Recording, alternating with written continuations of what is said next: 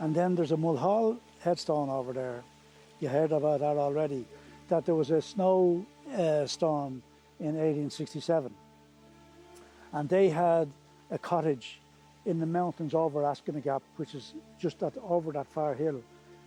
And when the snow melted, it swept the cottage away.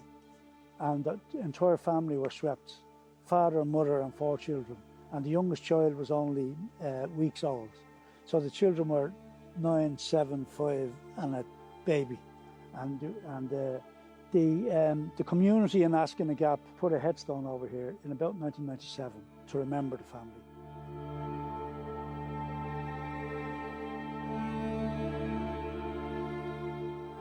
Hello and welcome to Stories from a Living Graveyard, a podcast series created by myself, Finn Dwyer, and Damien Shields, the host of the Forgotten Irish podcast. This series tells some of the remarkable stories unearthed in the restoration work at Preban Cemetery in County Wicklow. This is episode 5 in the series about the Mulhall family, whose story, as relayed at the start of the show by Jack Lynch, is without doubt one of the most tragic in the graveyard. It brings us back to the year 1867 and to the fate of one family eking out a living in the hills above Preban Cemetery and the dangers this entailed. Before we start, we just want to acknowledge a few people without whose support this podcast would not be possible. Stories from a Living Graveyard was created in association with the Preban Graveyard Committee and the Heritage Office of Wicklow County Council. We would also like to thank the Heritage Council and Wicklow County Council for funding this podcast and their ongoing work to reveal the hidden heritage of Preban Graveyard. The story of the Mulhall family is perhaps the most poignant myself and Damien encountered in Preban Cemetery, but one the community have brought to the fore and constantly remember. One resident in particular, Helen Byrne, has done a huge amount to preserve the history of this tragic event. Helen's connection to the story of the Mulhall family started with a personal link to the event back in 1867. I'm Helen Byrne. I live in Askinagap and I'm married to James Byrne. We live up under the hill just near the site where the Mulhall family died tragically in 1867.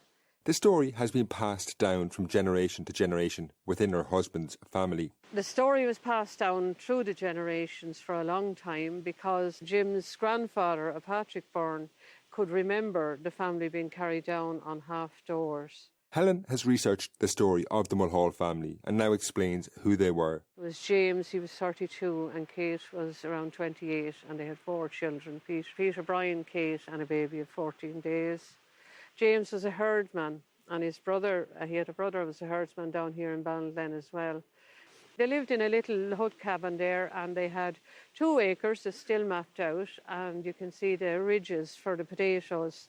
And they had obviously a donkey, and I think they might have a few sheep and a goose, some people said. Central to this story is the difficult weather conditions often encountered in the Wicklow Mountains. Helen, whose house is close to where the Mulhall family were living in 1867, testifies to this. Yeah, like the Wicklow Hills are fairly severe, like, you know, for the weather. And I've we've worked with the sheep up there and the lambs, maybe early lambs or something. I can tell you, it would be very inclement, the times, Well, there's rough weather, in 2010, our children were out of school for 6 weeks because the snow was there and it lasted and it didn't thaw and it snowed more. Never anything like that, but was it last year, the year before, in Paddy's weekend, that crazy fall of snow. That was up the height of the trees in drifts, Helen now explains how the Mulhall family had chosen a spot that was somewhat protected.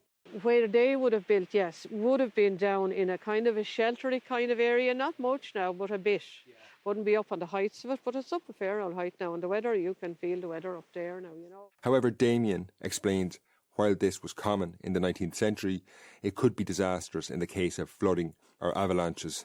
One of the interesting things about the Mulhall story for me is the potential that the siting of the cottage had for playing a role in the disaster that happened for them.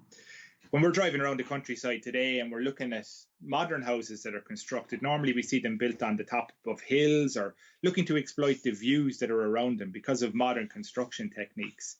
But what you see a lot in 19th century labourers' cottages is that they're looking to try and exploit every bit of cover that they can in the landscape. We often see trees have been constructed around the site, but we often see them, particularly in coastal areas and mountainous areas, looking to exploit every little dip in the land in order to try and secure them some shelter. These people weren't looking for the great views, they were looking for trying to build the most comfortable home that they could. And it seems to me that perhaps this was one of the downfalls in the case of the Mulhalls, because the lee that they built their house in also seems to have acted as a concentration point for this snow as it came in on top of them. So the very act of doing the right thing in terms of their constructing their building seems to have played a role in what occurred to them on that fateful day. While their house was protected from high winds, it became very dangerous in March 1867 when the region was hit by particularly bad weather and heavy snows.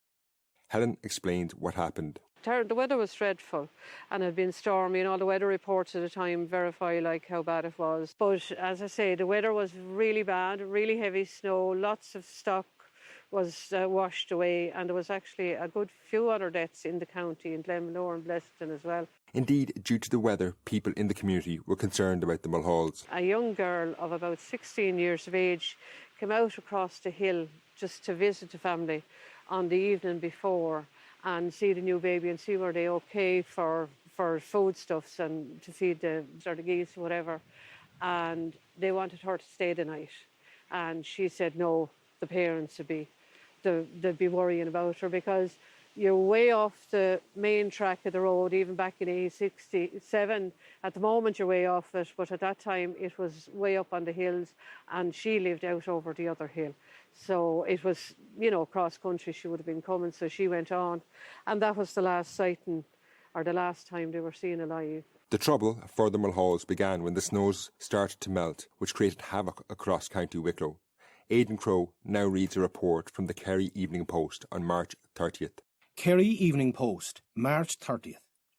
A visit today to the Vale of Avoca, County Wicklow, proved that the floods of Saturday were even more serious than already reported, and had led not only to the public damage amounting to some £10,000, but also to the severe loss of life.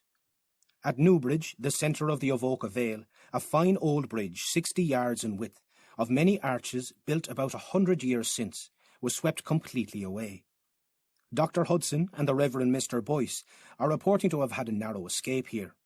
They were standing on a portion of the bridge looking to another portion which had just gone down in the flood, when the arches beneath their feet began to shift, and it was only by a very rapid movement that they contrived to reach a place of safety.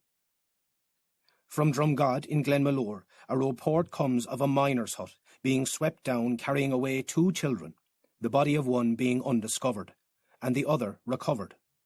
An inquest being held on the latter this day. A third, a young girl, is reported to have been so injured by some casualty that her life is despaired of. Many head of cattle and numbers of sheep have undoubtedly perished, their carcasses being seen carried down the mountain rivers and away out to sea. However, it was events around the home of the Mulhall family in Asnagap, in the hills above Preban, that were most perilous. Aidan Crowe again reads from the Freeman's Journal this time. Freeman's Journal, March 28, 1867. I am sorry to state that the late severe snowstorm has caused considerable losses to the sheep rearers in the mountainous districts of the County Wicklow. But the loss of human life, occasioned by the tremendous burst of the suddenly swollen mountain streams, is far more serious and melancholy. In Eshkenna Gap, a county district situated between Rathdrum and Hackettstown, the house of a poor man called Mulhall was levelled to the ground, and he, his wife, and 4 children were completely buried in the ruins. The house in which this poor family resides was altogether isolated and far away from any frequented highway, so that though the fatal accident occurred early on Saturday morning, it was nearly noon of that day before the melancholy catastrophe was known to anyone. The police, when informed of the affair, with their accustomed zeal in the discharge of their duties, at once communicated with Mr. Newton, the county coroner, who held an inquest on the bodies on Monday, but little deliberation was required on the part of the jury to ascertain the cause of their death. The mountain streams, like silvery threads in summer, rushed down the hillsides like infuriated bulls, overturning every object that attempted to impede their career. Helen Byrne has great insights into how the community around where she lives reacted back in 1867. It was midday when they went to look, and all they found was the hut had been shattered, and the wolf had come in, and the family were all dead. But they're certified as being dead in the avalanche, in their sleep, smothered by the avalanche. Right. And there was no marks on them, do you know what I mean, as though ruffle tumble. It's just as though they were just maybe just wiped out in it, like, and that was it, just in their sleep, like, no hardship to them. But it was a dreadful find, obviously, very shocked, like, for the people. And I think the remark that there was only the goose, and some people say cat, was amazing, that they would see one life, bit of life there. You can imagine the scene, and the muck and the mud and the whole lot. There's a young girl yet again that pulled the bodies from the rubble, and they were placed on outhouse doors and brought down to a neighbouring, it was Gartlands at the time, and waked there. And the coroner, Philip Newton, who was in Ballandglen down the road here, he would have gave the Dundee inquest. And it was reported, that was actually reported as far away as Australia.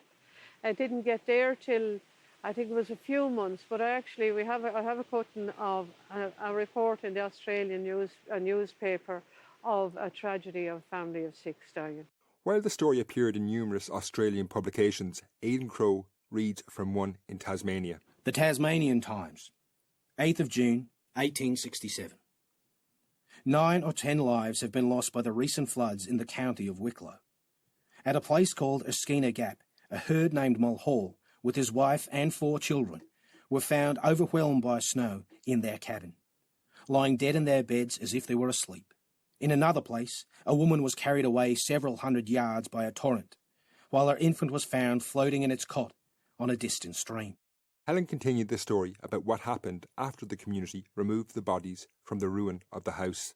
So they were brought down here to Preban. Now, I don't know the full details, but just that they would have probably came cross-country anyway and been buried here. I did hear of Newton's wife, which would kind of been unusual for maybe the gentry at the time, maybe, to have come and stood out, while the funeral was passing. And, it was such a shocking thing for everybody. Poignant as it was, the story of the Millhall family was not forgotten in the area. A tree associated with the house where the family had lived before they moved to Erskina Gap remained untouched for decades. There is a tree in Askakey, and when the forestry would have took over planting in the early 1900s, they were told never to touch that tree. That's where the Mulhall family lived. So they wouldn't have touched it. I haven't seen that. It's only a mile or 2 away from the house where they lived. However, it was in the 1990s, as the 125th anniversary approached, that Helen and other members of the community decided to commemorate them by cleaning up the site of the house. I actually was on the site, before it was ever, because we were farming there beside it, and Jim's family before him, and I would have been on it, and it was just quiet and lonely, and a scack and a mound of clay, a kind of fairly big mound. But interest gathered in it in 1990, and a sister Rose Kavanagh and Mick Kavanagh and Jack Murphy and Mick Whelan would have decided maybe to try and clean up the site and mark for 125 years. So that went on for about a year and a half. Remarkably, they found many items associated with the Mulhall family even 125 years later. So you had all the bits of broken shattered delf. That's what they found. And they found a brand for sheep as well. I have that now, and I have 2 little shirt buttons as well that were found belonging to them. And those things make it very real and very kind of, it just goes through you, the reality of it and the suddenness of it. So I have bits of delf as well. And they spent a good bit of time now cleaning it up, so anybody can go and see, and they have a mark on it, a stone, to say what had happened and when it happened. In 1993, a mass was organised to remember the family.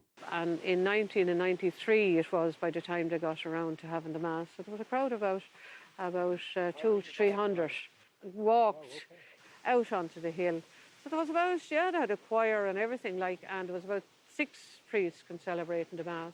The actual location of the grave in Preban Cemetery was lost, so the community erected a headstone in the graveyard, which you can see today.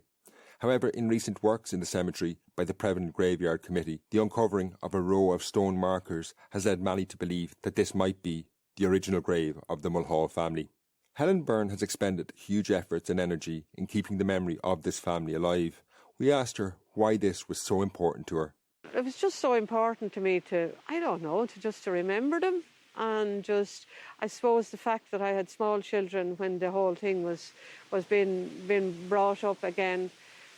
I mean, it could be anyone, but for the grace of God, She summarised it so well in the words. One woman referred to the history and minding it and passing it on. She said it was like a precious flower in a garden that you cherish and you love, and you just keep it and mind it and pass it on to the next generation. In the next episode, part 6, we will look at more personal stories from Preban. Join myself and Damien tomorrow. Until then, Slán.